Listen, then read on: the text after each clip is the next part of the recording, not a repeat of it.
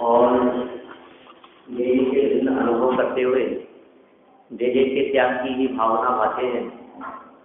उनके चित्त में, उनके उपयोग में निरंतर यही भावना बनी रहती है कि यह देह अब छूटे तो दोबारा न मिले,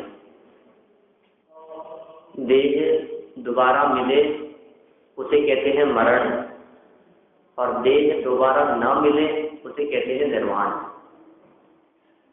देह तो दोनों ही अवस्थाओं में छूटती है। निर्वाण होता है तब भी देह छूटती है, मरण होता है तब भी देह छूटती है। भगवान महावीर स्वामी के भी कार्तिक कृष्ण अमावस्या के दिन देह छूट गई थी, ठीक है। तो आपको ऐसा लगेगा देह छूट गई थी तो देह दर्शन तो होता लोगों को। देह छूटी, वे सिद्धालय में चले गए, और देह छूटने पर जो सौधर्मादि इंद्र हैं और अग्नि कुमार जाति के देव हैं, उनके माध्यम से उस देह को विलीन कर दिया गया। नभ और केश बचे थे, उनको नष्ट किया, तो दर्शन नहीं मिले लोगों को अमावस्या के दिन। तो कपूर दो तीन उदाहरण इस संदर्भ में आते हैं। एक कपूरवत उड़ जाने की बात आती है, बादलों वत विघटित हो जाने की बात आती है, और एक और इस तरह का ही उदाहरण मिलता है। ये भोग भूमिया जीवों के संदर्भ में, देवनाथियों के शरीर के संदर्भ में, और तीसरी स्थिति बनती है परमावतारिक शरीर के संदर्भ में, क्योंकि इन तीनों ही के लिए कहीं शमशान की व्यवस्था नहीं है। देव नारकियों में भी कहीं शमशान भूमि नहीं होती जहाँ जाकर के उनके देह का संस्कार किया जाए, और ऐसे ही भोग भूमि में भी नहीं होती, क्योंकि भोग भूमि में भी जन्म होते ही, पुत्र पुत्री का जन्म होते ही माता पिता का असली स्वर्गवास हो जाता है। असली मतलब स्वर्ग में ही जाते हैं नियम से। अब वही मैं कह रहा हूँ कि इसके लिए अलग अलग उदाहरण दिए गए हैं, लेकिन आप समझ लो कुल मिला करके बचता नहीं है, और स्वयं भी रिलीज हो जाता है।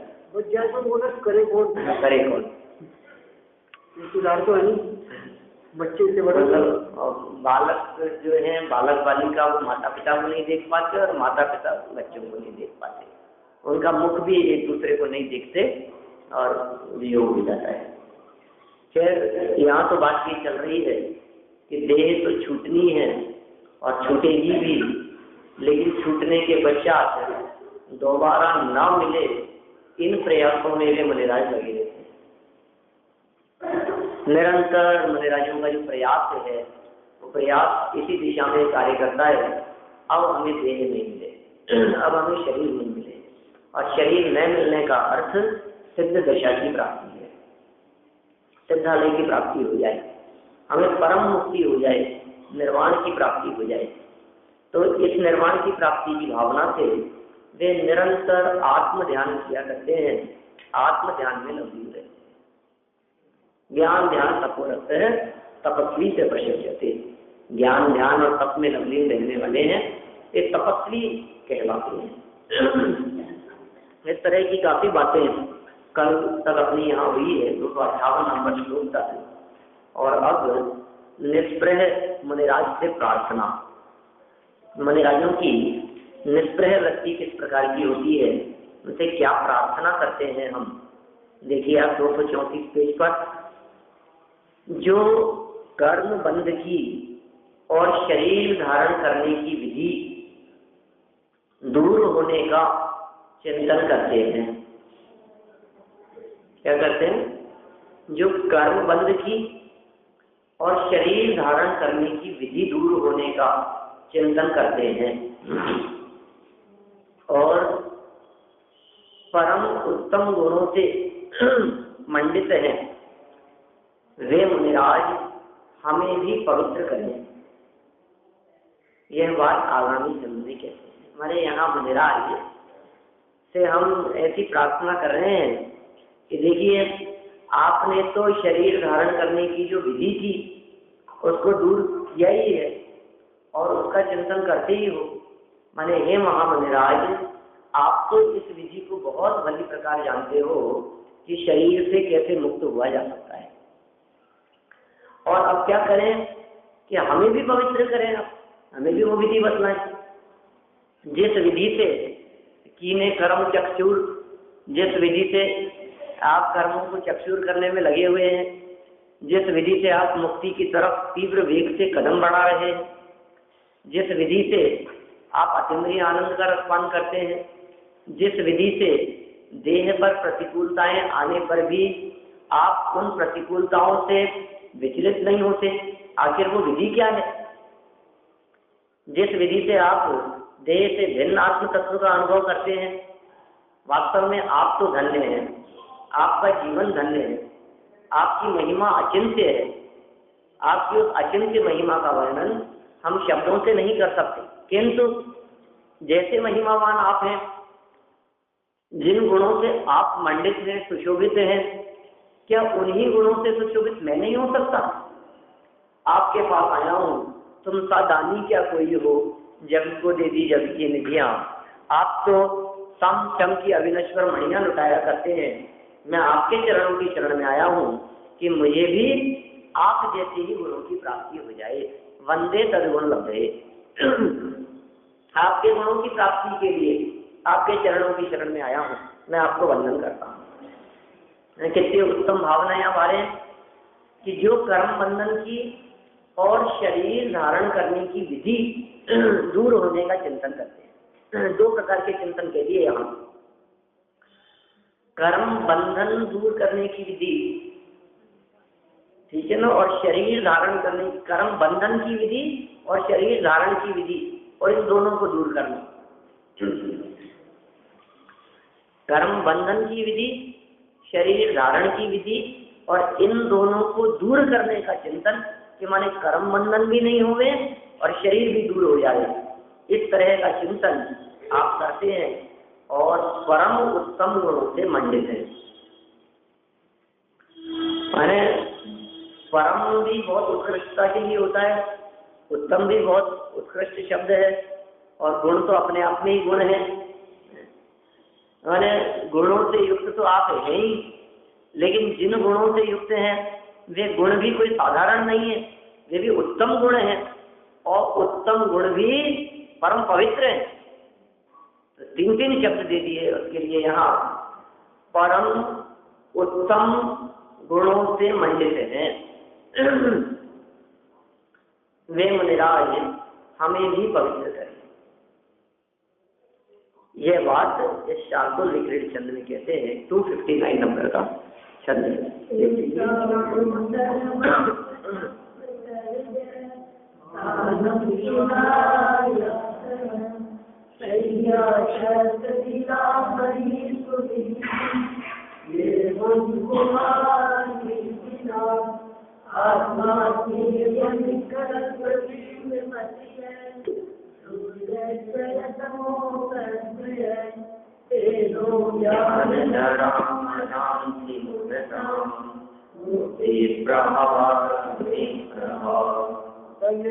लगी धूले भूषण और शिला तले तन तेरी भूषैया तेरे गुफा बात तुझा ये मैं इनका ये भूति नष्ट हुई विशाख्या मन को करे पवित्र हमारे मुक्ति पाठ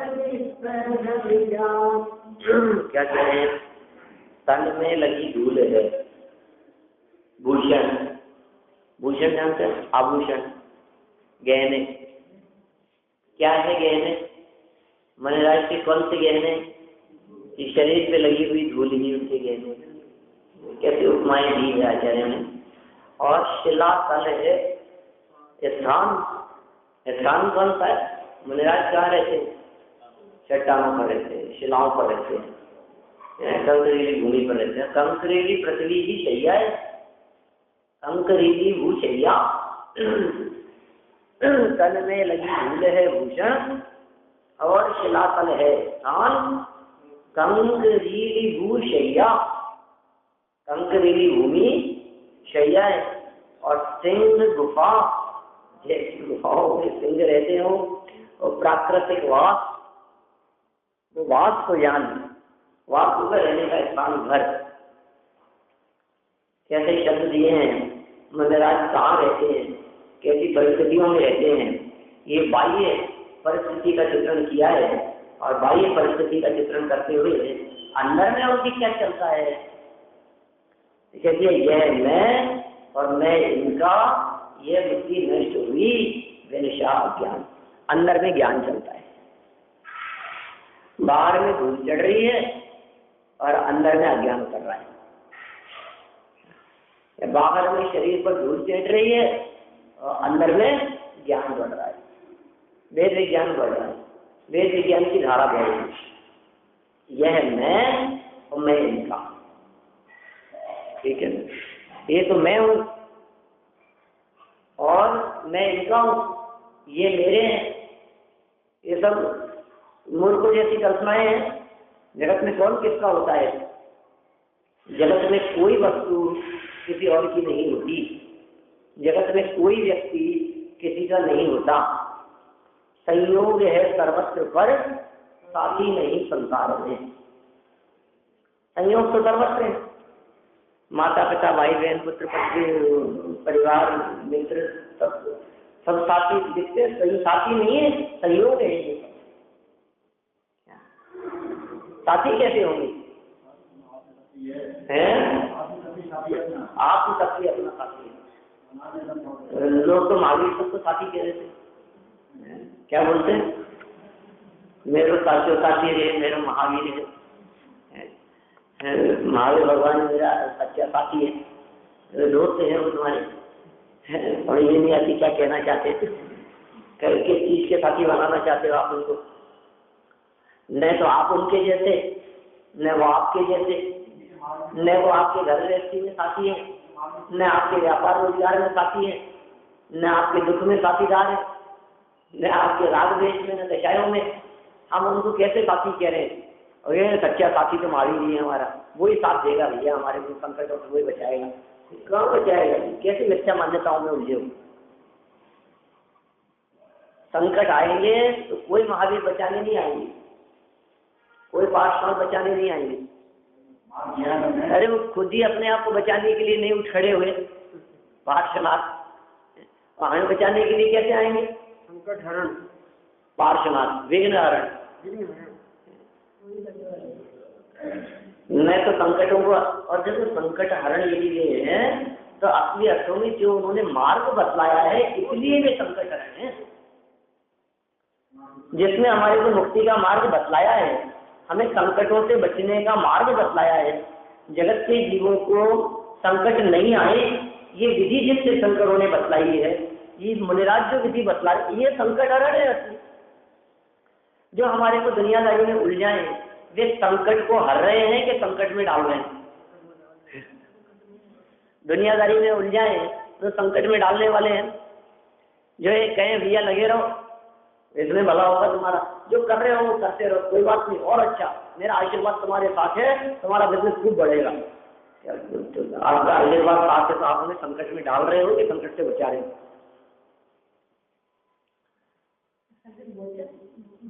वही दूर करने वाले। मुच धातु त्याग के अर्थ में आती है, छोड़ने के अर्थ में। संकट मोचे में संकट को दूर करने वाले, संकट से बचाने वाले, तो एक ही बातें हैं सब।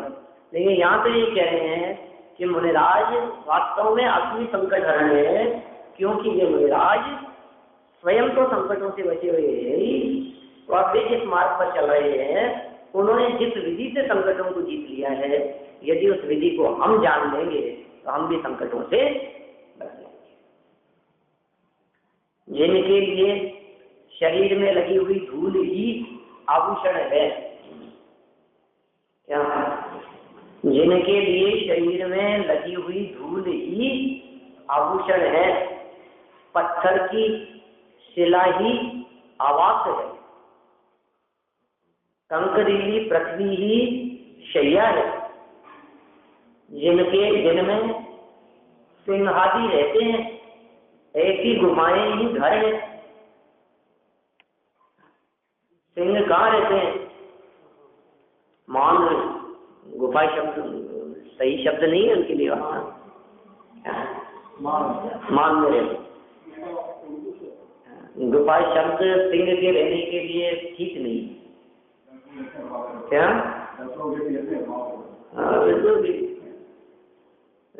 और जानवर रहते हो गुफा में, सिंह के रहने का स्थान अलग होता है कि उसके लिए गुफा शब्द का प्रयोग किया है, अपने को उससे कोई मतलब नहीं है।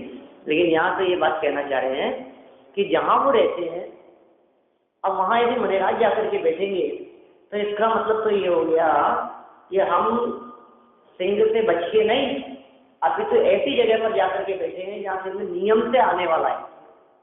उसके घर में चले गए तो उसके वहाँ तो आएगा ही ना। हम किसी पेड़ के नीचे जंगल में कहीं बैठे हों, वहां से शेर आए तो आए और नहीं आए तो नहीं आए, आज आए और 6 महीने बाद आए, क्या पता जंगल में। लेकिन इस सिंह की गुफा में जाके बैठे हैं तो सिंह के 6 महीने बाद में आएगा,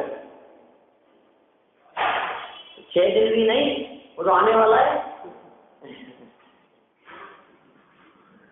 तो ऐसी जगह पर जाकर के बैठते हैं कि जहाँ सिंह आदि पशु आने वाले हों, जो उनके सिंहों के रहने का जो स्थान है, शेरों के रहने का जो स्थान है, उस स्थान पर जाकर के बैठते हैं।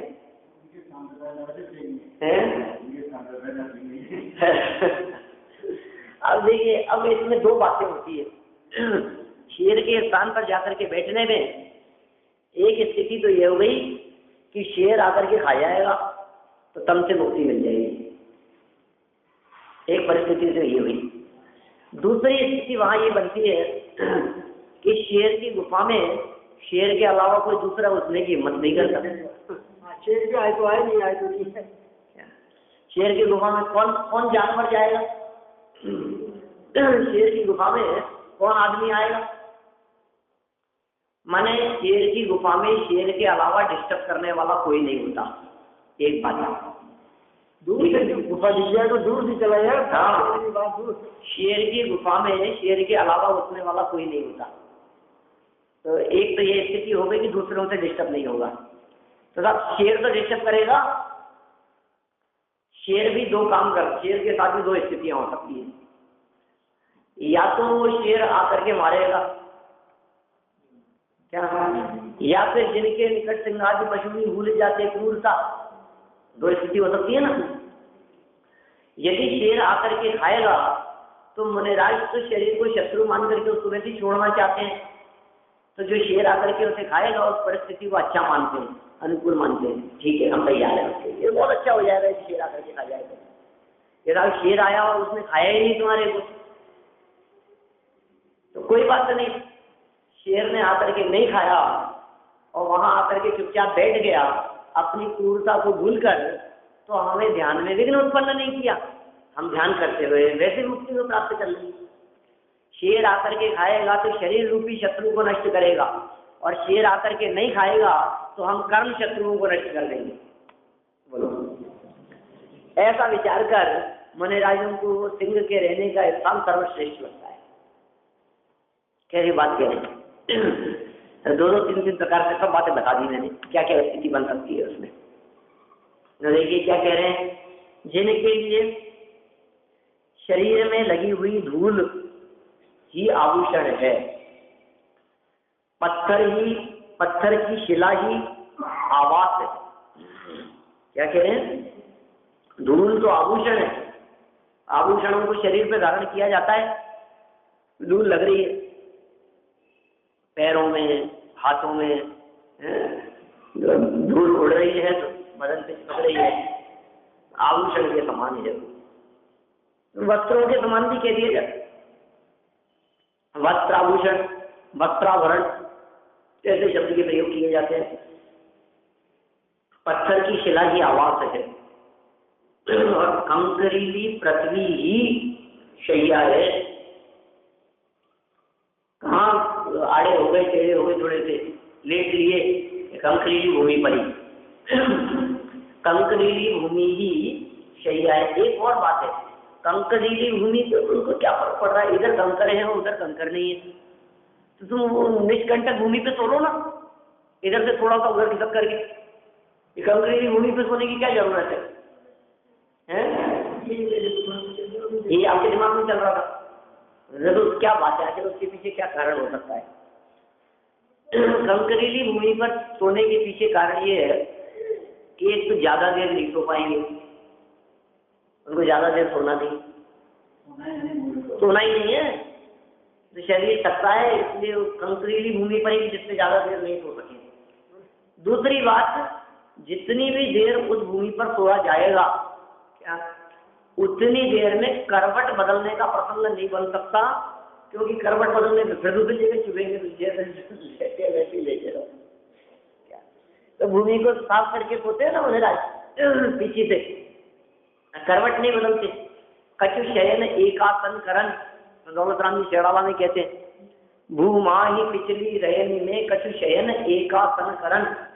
देखो आप भी जब किसी जगह पर सोते हैं और सोने पर मान लीजिए तकलीफ ही हो रही है और लेकिन अभी तो एक ही जगह से चुभ रहा है, अब करवट बदलेंगे दूसरी जगह से और चुभेगा, तो कदाचित ऐसी स्थिति करवट बदलने का भाव भी हो तो करवट न बदले,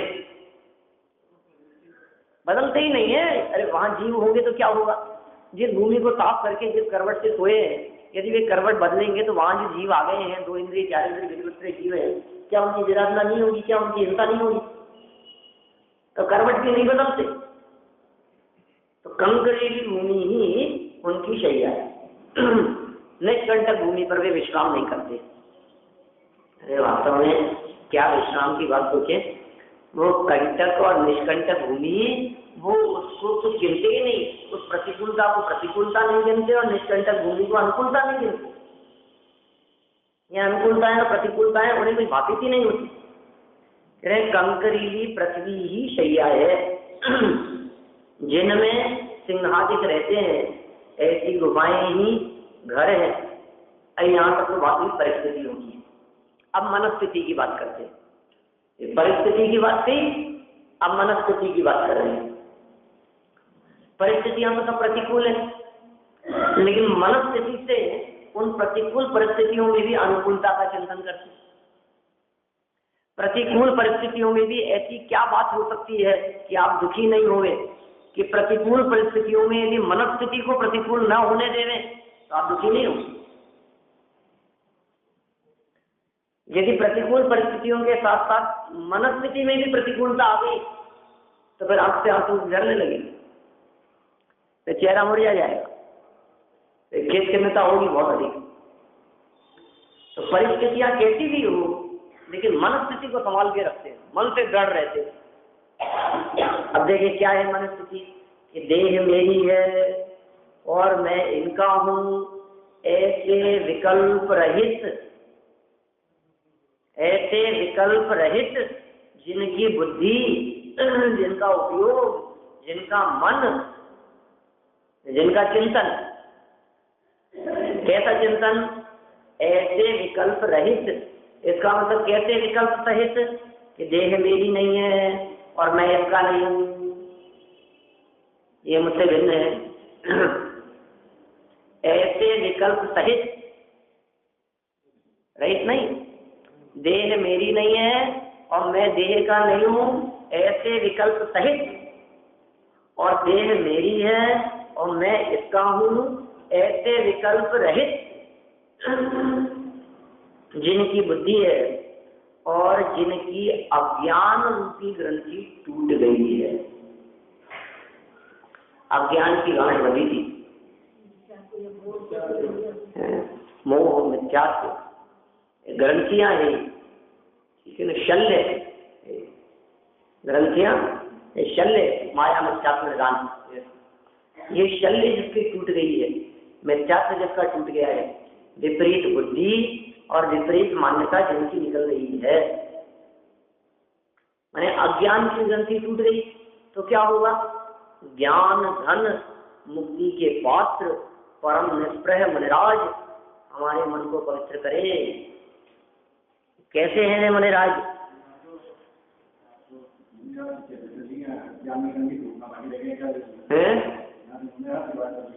हाँ,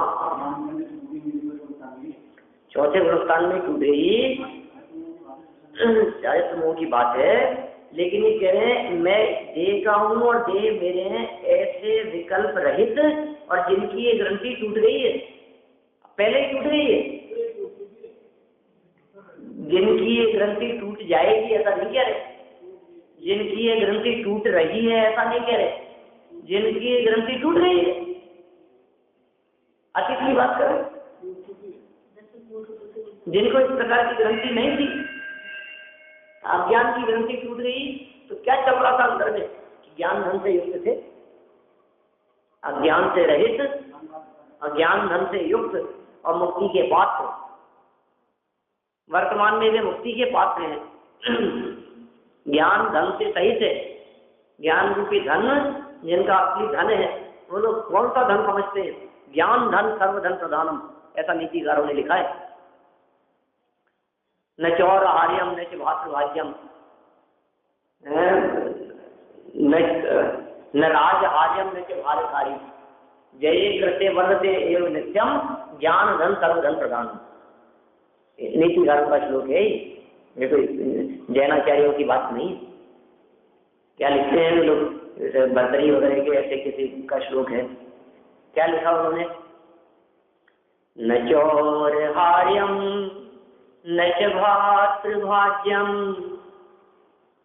न राजहार्यम न च भारकारी, व्यये कृते वर्धते एव नित्यम, ज्ञान धन सर्वधन प्रधानम। कितनी सारी बातें कहती यहाँ ज्ञान धन के संदर्भ में। ज्ञान धन से युक्त है मुनिराज। क्या क्या बातें हैं? न चोर आर्य, चोर चुरा नहीं सकता। आपके जो जेब में धन हो उसको चोर चुरा सकता है ना? ये तो चोर चुरा सकता है क्या? न चोर आर्यम, चोर चुरा नहीं सकता। और न च भातृभाज्यम, और भाइयों में उस धन का बंटवारा नहीं हो सकता। पहला आपके पास में जितना धन है, 4 भाई हो, सब में बराबर बराबर बंटवारा होगा। इधर मेरे पास में बहुत सारा ज्ञान धन है, इसका कोई बंटवारा नहीं होता। 6% जिसका उसी का है। न चौर आर्यम न च भातृभाज्यम, और न राज आर्यम, न राजा के द्वारा टैक्स लगाया जाता है कि नहीं साहब इतना तो आपको टैक्स देना ही पड़ेगा। 30% 40% तक तो आपको इस लिमिट के बाद में, इतना ज्ञान आपने अर्जित किया है तो इतना तो आपके ज्ञान धन पे टैक्स लगेगा, नहीं लगेगा। आपने तो लिमिट क्रॉस कर लिया, आपने तो इतना ज्ञान धन इकट्ठा कर लिया, आज तक कोई टैक्स नहीं दिया, आपको सब टैक्स देना पड़ेगा। न राज आर्यम और न च भारकारी, आपको यदि मजबूरी में कहीं किसी स्थान पर विहार करना पड़े, कहीं जाना पड़े, नगर खाली करना पड़े, शहर खाली करना पड़े, महामारी के काल में, भूकंप बाढ़ के काल में एकदम तत्काल छोड़ करके भागना पड़े, तो क्या क्या धन को लेकर के भागोगे? अपने माथे पर लेकर के, तिजोरी माथे पर लेकर के भाग सकते हैं? धन, नोट, जेवर, गहने, क्या क्या? न के भार, कोई वजन नहीं है, सारा का सारा चले जाएगा आपके खाते में। क्या ये ऐसा धन है? न के भारकारी, अरे साहब कितना भी धन क्यों नहीं हो,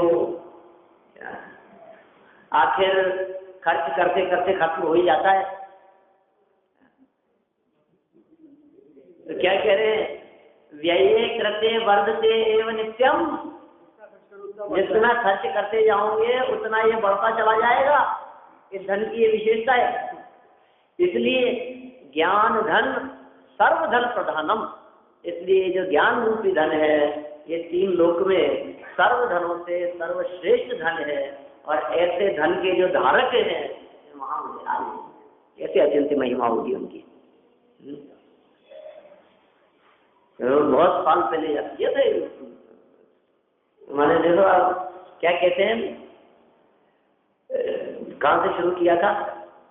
न चौर हार्यम न च भातृभाज्यम, न राज हार्यम न च भारकारी, जये कृते वर्धतेव नित्यं ज्ञान धन सर्वधन प्रधानम।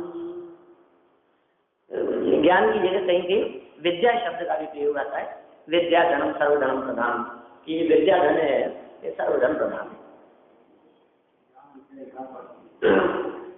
सब जितने ये जो है ना संस्कृत अभ्यास करने वाले सब लोगों को एक श्लोक याद होगा, हमें वरिष्ठ उपाध्याय में पढ़ा था। देखो क्या कहते हैं, वे ज्ञान धन मुक्ति के पात्र क्या है? ज्ञान धन से सहित है, मुक्ति के पात्र है। मुक्ति के पात्र माने क्वालिफाई है उस चीज के लिए, योग्य है।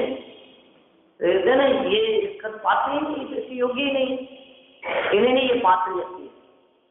पात्र मतलब योग्य, जो उसके लिए डिजर्व करता है, जो उसके लिए एलिजिबल है। माने समझ लीजिए आप, ये मुक्ति के पात्र हैं मुनिराज। मुनिराजों के अलावा दुनिया में और कोई ऐसे नहीं होते जो इस प्रकार की मुक्ति के पात्र हो और किसी को मुक्ति मिल सके। क्या कह रहे हैं, देखिए वापस, वे ज्ञान धन मुक्ति के पात्र परम निष्प्रह, निष्प्रह माने अलिप्त, यहाँ निष्प्रह शब्द के बाद में उसको ब्रैकेट में देते हुए मुनिराज शब्द का प्रयोग किया है, लेकिन निष्प्रह शब्द का अर्थ मुनिराज नहीं होता। ठीक है, निष्प्रह का अर्थ होता है अलिप्त। तो फिर मुनिराज के लिए निष्प्रह शब्द का प्रयोग क्यों किया है? कि यहाँ मुनिराज के लिए जो निष्प्रह शब्द का प्रयोग किया है वो इसलिए किया है कि मुनिराज वास्तव में सबसे अलिप्त रहते हैं, जहाँ रहते हैं उससे अलिप्त रहते हैं। जो मतलब हर परिस्थिति से मुनिराज अपने आप को भिन्न अनुभव करते हैं, इसलिए वे मुनिराज निष्प्रह ही कहलाते हैं। वे हमारे मन को पवित्र करें, जो अपने चित्त को पवित्र करते हैं, जो अपने मन को पवित्र करते हैं, ऐसे महामुनिराज हमारे चित्त को, हमारे मन को, उसको भी पवित्र करें। कैसे पवित्र करेंगे भैया, ये तो बताओ। मुनिराज आपके मन को कैसे पवित्र करेंगे? बिन साबुन पानी लिए निर्मल करे स्वभाव, निंदक मेरे राखिए आंगन कुटी चबाए। बिन पानी साबुन लिए निर्मल करे स्वभाव, कबीर का दोहा है ना। तो क्या कहा, तो क्या करते हैं इसको साथ में कबीर राज जी कहते हैं, जो निंदा करने वाले हो ना उनको आप अपने पास में रखो। कबीर राज जी का कहना है। ये क्यों भैया, कैसी बात करें? निंदा करने वालों को कौन पास में रखना चाहता है? हम तो प्रशंसा करने वालों के पास में रहना चाहते हैं, जो हमारी प्रशंसा करें हमें तो वो अच्छे लगते हैं। निंदा करने वालों में उनसे क्या मतलब है? तो कबीर दास जी ये कहते हैं कि भैया निंदा करने वालों को साथ में रखोगे तो उन निंदा करने वालों को बुरा मत समझना। वे निंदा करने वाले बिना साबुन पानी के ही आपके स्वभाव को निर्मल कर देंगे। माने उन निंदक लोगों को देखकर जो आप में विकृतियां हैं, जो आप में दोष है, जो आप में कमियां हैं, आप उससे सावधान रहेंगे, आप उससे बचेंगे, आपका चित्त निर्मल हो जाएगा। तो कबीर दास जी ने तो निंदा करने वालों को साथ में रखने की बात कही है। यहाँ महामुनिराज भी, अब इनको हम निंदक तो नहीं कह सकते, लेकिन हितैषी हैं ऐसा कह सकते हैं, हितोपदेशी है, हितकारी है। ये क्या करते हैं मुनिराज? ये मुनिराज हमारे विषय भोगों की निंदा करते हैं। ये मुनिराज हमारे कषाय भावों की निंदा करते हैं। ये मुनिराज हमारी विकृतियों की निंदा और आलोचना करते हैं, कहते हैं सावधान, ये गलत काम मत करना। अब क्या करें हम? तो ये मुनिराज हमारे चित्त को पवित्र करने का काम कर रहे हैं। हम मुनिराजों की शरण में गए तो मुनिराज से क्या कहते हैं कि मुनिराज हमें पवित्र करो, हमारे चित्त को पवित्र करो। कैसे पवित्र करें? कि जो दोष हो वो बताओ, कि देख ऐसा हिंसा नहीं करना, अनुव्रत ले लेना कि आप बिना हिंसा के कैसे चल रहे नहीं है, कम से कम 3 चीजों का घात तो न हुए, और व्रता सावर ने कहा रे ये काम तो कर सकता है। देख झूठ बोलने का त्याग का, झूठ बोलना महापाप है। बिना झूठ के हम घर गृहस्थी में रहते, क्यों झूठ का तो त्याग हो। वे अनुव्रतों का उपदेश देते हैं, प्रथम महाव्रतों का उपदेश देते हैं। महाव्रत अंगीकार नहीं कर सको तो अनुव्रतों की बात कहते हैं। स्थूल हिंसा से न बच सको तो सूक्ष्म हिंसा से, तो मतलब सूक्ष्म हिंसा से न बच सको तो स्थूल से तो बचो। सूक्ष्म झूठ का त्याग न हो सके तो कम से कम स्थूल झूठ तो न बोलो। सूक्ष्म चोरी का त्याग न हो सके तो कम से कम स्थूल चोरी तो न करो। किसी के घर में जाकर के चोरी न करो। हाँ, कदाचित ऐसी सूक्ष्म चोरी से न बच सको कि मंदिर की किताब पढ़ने के लिए घर ले आए, चोरी तो है ही। यदि आप इससे न बच सको कोई बात नहीं, लेकिन कम से कम किसी की जेब में से तो पैसे मत निकालो, ऐसी चोरी से तो बच सकते हो।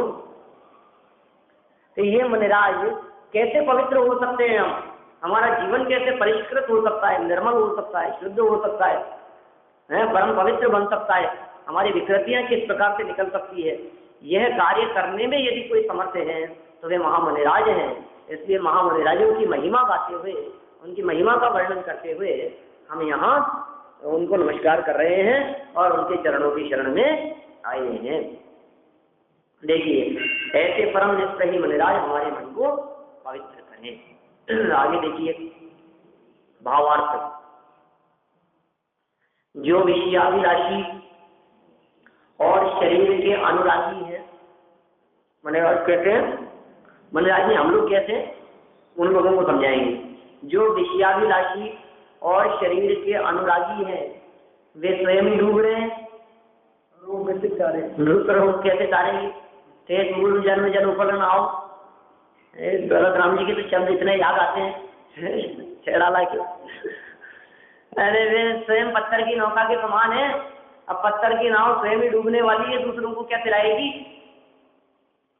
इसी प्रकार जो विषयाभिलाषी लोग दिखाई देते हैं, जो विषय कषाय के अभिलाषी हैं, ऐसे साधु जो विषयाभिलाषी और शरीर के अनुरागी हैं वे स्वयं डूब रहे हैं।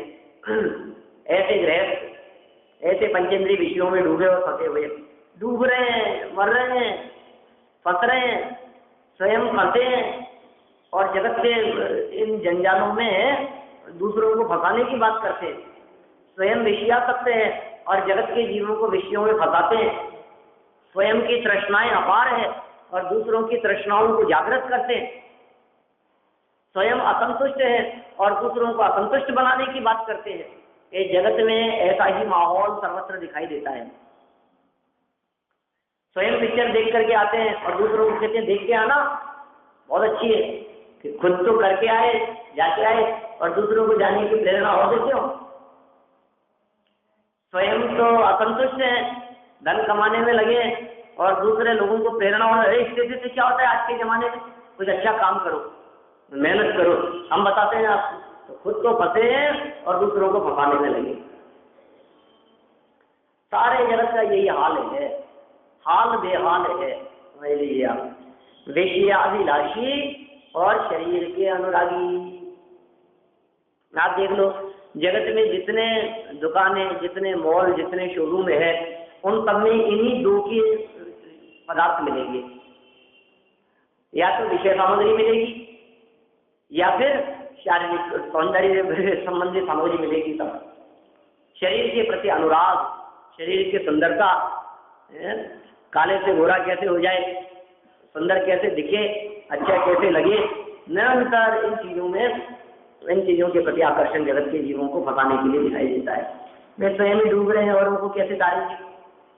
अतः इसलिए जो विरक्त हैं, रागादि रहित है, स्वयं तरने में और दूसरों को तारने में समर्थ हैं।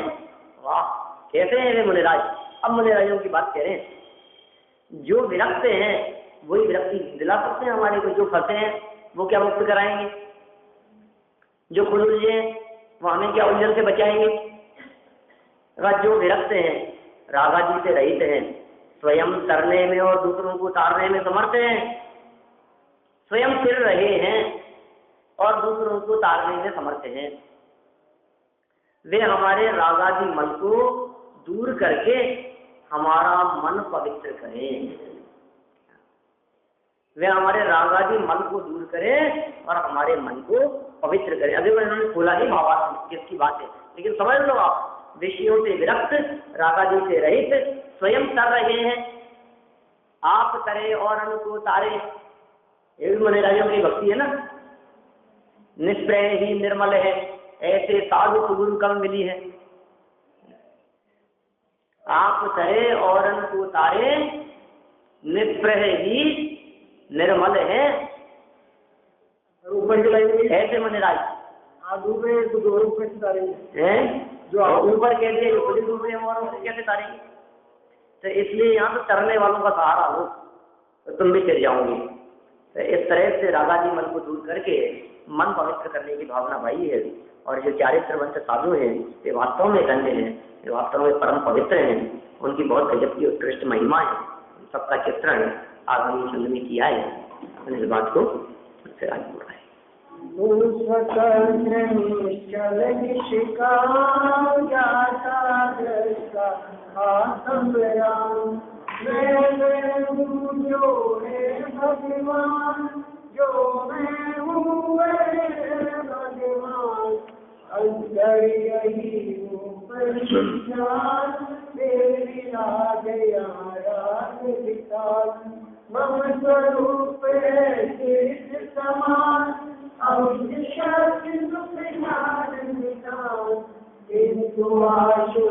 खोया जान बनाधिकारी दुख दुख दाता कोई दुख की शान निज को निज पर को परिजान फिर दुख का देश निदान शिव ईश्वर हमारा विष्णु के नाम राग ध्यान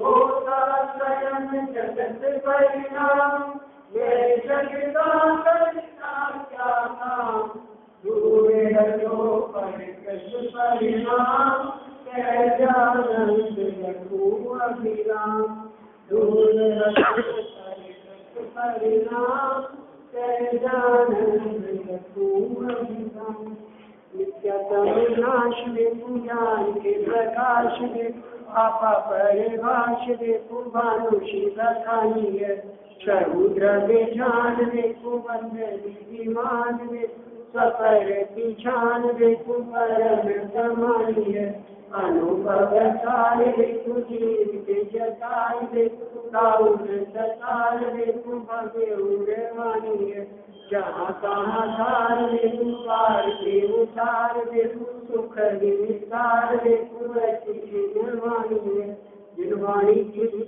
अर्थबुद्धि परमान नारायण जी करे माता मोजा ये जिनवाणी भारती तोड़ जो मेरा शरणा गए तो पावे तुझे जावाणी के ज्ञान से तुझे लोका लो तो वाणी कंटक नमो सदा देश